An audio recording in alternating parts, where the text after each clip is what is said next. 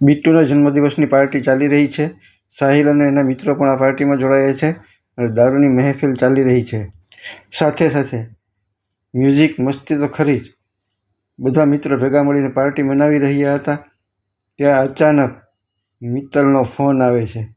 ચાલ સાહિલ, મને પેટમાં બહુ દર્દ થાય છે, આપણે દવાખાને જવું પડશે. સાહિલ એમના મિત્રોને કહે, સોરી મિત્રો, મિત્તલનો ફોન આવી ગયો છે, મારે ઘરે જવું પડશે, કારણ કે મિત્તલને પેટમાં દર્દ થાય છે અને મારે દવાખાને જવું પડશે. નશાની હાલતમાં સાહિલ મિત્તલને લેવા ઘરે પહોંચે છે અને મિત્તલને લઈ અને દવાખાને જવા નીકળે છે.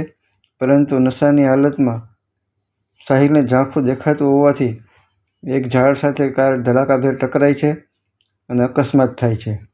અકસ્માતને કારણે મિત્તલ અને સાહિલ ગંભીર રીતે જખમી થાય છે.